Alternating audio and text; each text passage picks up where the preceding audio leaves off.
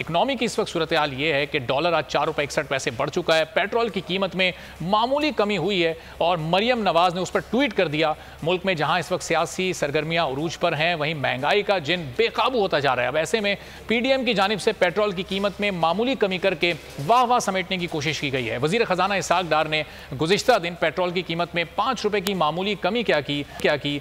मुस्लिम league के रहनुमा मरियम नवाज और दीगर तमाम रहनुमा भी वाह करने लगे और मरियम नवाज ने तो अपने ट्वीट में कहा, अल्हम्दुलिल्लाह, शाबाश इसहाक डार। ये वही मरियम नवाज हैं जिन्होंने 1 फरवरी को पेट्रोल की कीमत में 35 रुपए के इजाफे के साथ 249 रुपए, जबकि 15 फरवरी को मजीद 22 रुपए के इजाफे के साथ 272 रुपए होने पर मुकम्मल खामोशी इख्तियार की हुई थी। हुकूमत ने गुज़िश्ता रोज़ वज़ीर ख़जाना इसहाक डार ने पेट्रोल की कीमत में 5 रुपए फी लीटर कमी का ऐलान कर दिया, जबकि डीजल की कीमत 280 रुपए फी लीटर पर बरकरार रहेगी। अब इस कमी के बाद पेट्रोल की नई कीमत 272 हो गई है, लेकिन ये बहुत ही मामूली कमी है। इसका हमारी मईशत पर क्या कोई बेहतर असर पड़ सकता है? डॉलर की कीमत क्यों नहीं रुक पा रही? मीर मोहम्मद अली खान साहब हमारे साथ मौजूद माशियात हैं, उनसे ज़रा गुफ्तगू करते हैं। मीर साहब, बहुत शुक्रिया प्रोग्राम के लिए, आपने वक्त निकाला। ये जो बड़ी मामूली कमी हुई है इसको तो आवाम भी रिजेक्ट कर चुके, क्या इसका रिलीफ मिलेगा पब्लिक को? आगे रमज़ान आ रहा है, डॉलर आज 4 रुपये 61 पैसे फिर बढ़ा है। ये मुआशी गेम किस तरफ जा रहा है? मुआशी गेम अब इससे ज्यादा बदतर और क्या हो सकता है? ये तो एक सिंपल सी बात है, 2 सेंट कम किया है। $1 में से 2 पैसे प्राइस कम हुई है ऑयल की। इस वक्त अल्हम्दुलिल्लाह कहते कहते सबके जिए अल्हम्दुलिल्लाह अब 5 रुपए कम हो गई है। ये मुल्क के लोगों को बेवकूफ बनाना है। हम दिन ब दिन इकोनॉमिक इंस्टेबिलिटी की वजह से, पॉलिटिकल इंस्टेबिलिटी की वजह से और इकोनॉमिक इंस्टेबिलिटी में जा रहे हैं।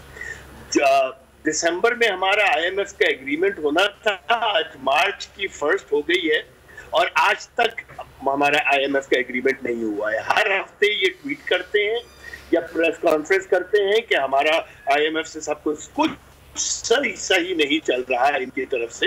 अभी इनको 200 बेसिस पॉइंट और कल मीटिंग है मॉनेटरी पॉलिसी की स्टेट बैंक की, मेरी नजर में 150 से 250 बेसिस पॉइंट मतलब 1.5 से 2.5% इंटरेस्ट रेट बढ़ाएंगे इकोनॉमी को स्लो डाउन करने के लिए, और वो तबाहकुन साबित होगा सीमेंट इंडस्ट्री के लिए, दूसरी इंडस्ट्रीज के लिए।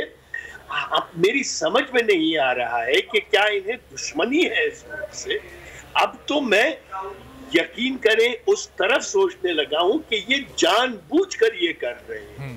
जिंदगी में कभी मैं ये नहीं सोच सकता था कि कोई सियासतदान इस मुल्क से इस हद तक दुश्मनी कर सकता है, चाहे वो कोई। तो मीर साहब, ये आपकी नज़र में फिर मजीद कितना वक्त लगेगा ये IMF का प्रोग्राम आने में? चूंकि अभी हम इसी दरमियान में अगर देखें तो मूडीज़ ने जो पाकिस्तान की कर्ज लेने की रेटिंग है उसको जो कम किया है, पहले ये CAA1 थी, अब ये CAA3 हो चुकी है। तो इसकी कमी से क्या जो IMF की डील है उस पर कोई ताल्लुक, कोई असर इसका पड़ सकता है फिर, या फिर ये बिल्कुल एक अलहदा से बात है और इसका भी ज़ाहिर है कि पाकिस्तान की जो माशी बहरान है उस पर कोई ना कोई असर ज़रूर पड़ेगा? क्या इस वक्त सिचुएशन इन दोनों चीज़ों की देख रहे हैं आप?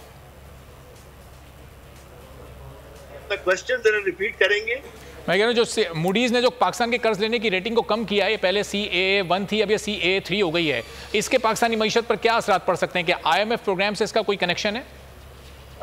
नहीं, IMF प्रोग्राम से तो कनेक्शन नहीं है, मगर दूसरे मुमालिक IMF के बाद जो हमें पैसा देंगे उससे यकीनन इसका ताल्लुक है, यकीनन उससे ताल्लुक है। 70 साल में पहली मर्तबा पाकिस्तान की रेटिंग जो है CAA3 हुई है, 70 साल में पहली मर्तबा। ये it relates to foreign exchange and credit and so on and so forth. IMF के $1.2 बिलियन से तो हमें कुछ नहीं होना था। असल IMF के $1.2 बिलियन डॉलर का फायदा ये है कि दूसरे मुमालिक जो हमें पैसा देंगे उनके लिए IMF ने जो स्क्रूटनी की है हमारे मुल्क की, वो एक बेहतर अलामत होती है।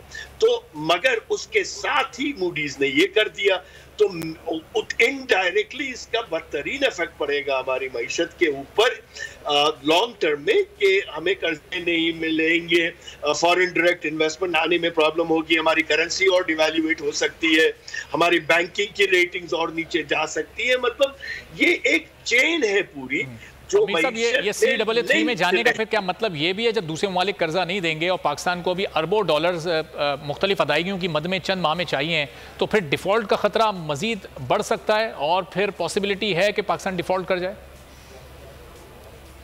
डिफॉल्ट को हमने मजाक बनाया हुआ है, इससे ज्यादा डिफॉल्ट और क्या हो सकता है? डिफॉल्ट का मतलब डिफॉल्ट डिक्लेयर करना है। ये $3 बिलियन लेकर $8 बिलियन की एलसीज है, $19.2 बिलियन हमें 11 महीने में चाहिए, $36 बिलियन हमें अगले 2 साल के अंदर चाहिए। अस्तगफुरुल्लाह, मेरे मुंह में खाक। मगर अगर ये डिफॉल्ट नहीं है तो क्या है? क्या सिर्फ मुंह से ऐलान करना है कि हम डिफॉल्ट हो चुके हैं? हमारी दिवालिया निकल चुका है हमारी मईशत का। अमीर साहब, जो करंट रिजर्व्स अभी पाकिस्तान के हैं, जाहिर है $4 अरब के करीब हैं ये, तो इन रिजर्व्स के साथ पाकिस्तान अभी कितने माह या कितने हफ्ते तक सरवाइव कर सकता है? अब 1.5 महीना, मैक्सिमम 1.5 महीना, बल्कि उससे भी कम। हमारी एलसीज ही इस वक्त $7.5-8 बिलियन की है। ये कह रहे हैं कि करंट अकाउंट डेफिसिट को हम कब करके पाकिस्तान के जितने रिजर्व इस वक्त हैं उसमें सिर्फ हम 1.5 महीना सर्वाइव कर सकते हैं। बहुत शुक्रिया अली खान साहब, माहिर माशियात, तमाम सूरत हाल से आगाह कर रहे थे। अगर आपको ये वीडियो पसंद आई है तो सब्सक्राइब करें और बेल आइकन पर क्लिक करें। इम्पोर्टेड हुकूमत और उनकी हवारियों की अदलिया के खिलाफ हर्जा सराई, मरियम नवाज की अदलिया और फाजिल जज साहिबान पर शदीद तनकीद। इस घिनौनी साजिश को बेनकाब करने पर बोल को एक दफा फिर नशरियात की बंदिश का सामना करना पड़ रहा है। बोल अदलिया की इज्जत के लिए खड़ा है और खड़ा रहेगा। सब्सक्राइब करें और बेल दबाएं ताकि कोई खबर रह न जाए।